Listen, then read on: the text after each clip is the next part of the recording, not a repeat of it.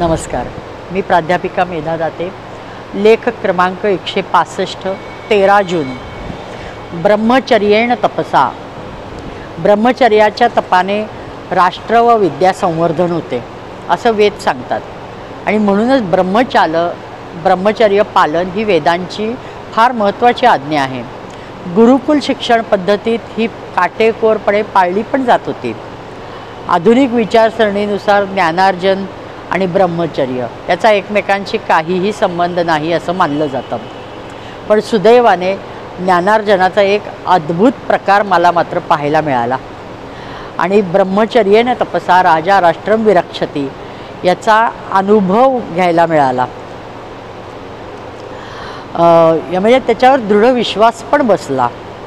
वेदमूर्ती वेदविद्या संपन्न श्री पद्मनाभ विवेक जोशी या 22 वर्षीय तरुणाने चक्क संपूर्ण अथर्ववेद मुखोद्गत केला आहे आणि पाठ केला आहे.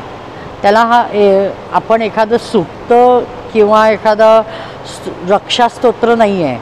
6000 संहिता असणारा हा अथर्ववेद तो घडाघड म्हणतो. 15 दिवस पारायण चालले होते. अन्य ब्रह्मवृंद ग्रंथ घेऊन वाचत बसले होते आणि कुठं चुकतंय का हे बघत होते. श्री व सौ विवेक जोशी आणि त्यांचे बंधू श्री व सौ योगेश जोशी या दोघाही भावांचं मला फार कौतुक वाटतं. म्हणजे चौघांचंही, पती पत्नींचं उभयतांचं फार अभिमानही वाटतो आणि कौतुकही वाटतं. कारण मागच्याच वर्षी श्री योगेश जोशींचा मुलगा वेदमूर्ती वरद याने अख्खा ऋग्वेद मुखोद्गत म्हणून दाखवला. म्हणजे जवळजवळ अथर्ववेदाच्या दुप्पट आहे तो. 12,000च्या वर संहिता आहे तो. त्यालाही घनपाठी ही पदवी मिळाली. प्रवाहाविरुद्ध जाताना खचितच त्यांना वेळोवेळी बरोबरची मुलं कशी चालली आहेत त्या मुलांचं काही परिणाम त्या वयात होतच असतील, झालेही असतील. पण कुशलपणे त्यातनं बाहेर काढायचं आणि योग्य मार्गावरपणा छान संस्कार करून न्यायचं हे काम सौ वैशाली आणि सौ प्रीती या त्या दोघांच्या मातांनी अतिशय उत्तम निभावलं, कुशलपणे निभावलं. हळुवार फुंकर घालत मुलांच्या मनाला जपत प्रोत्साहन देण्याचं काम छानपणे केलं. आणि म्हणूनच आजचा गोड दिवस पाहायला मिळाला. फार मोठी पवित्र परंपरा असणाऱ्या गुरुमंदिरात हा सर्व कार्यक्रम त्याच्या सत्काराचा चालू आहे.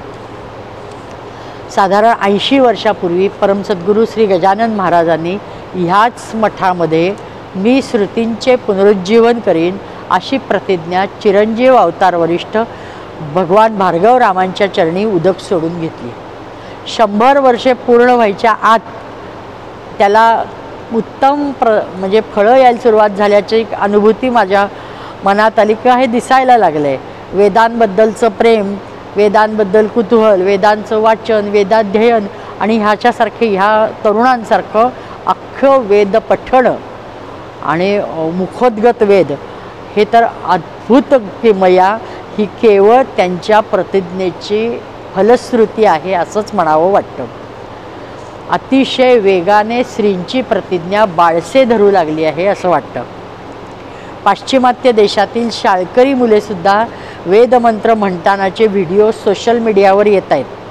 आपण पाहतो म्हणजे आवर्जून बघतो आणि तोंडात कौतुकाने बोटं घालतो.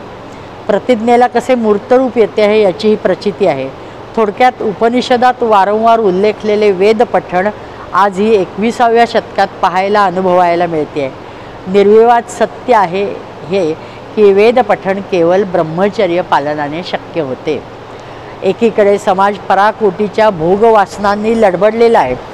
दुसरीकडे ध्यास, चिकाटी, समयदान, गुरुकृपा या बळावर निर्मळ सनातन ज्ञानार्जनात यशस्वी झालेले हे सुकुमार दोघे पाहिले की धन्य वाटतं. वेदमूर्ती पद्मनाभ यांच्या सुश्राव्य वेदपठणाच्या रूपाने सनातन ज्ञानांची प्रभा आपल्याला अनुभवायला मिळाली.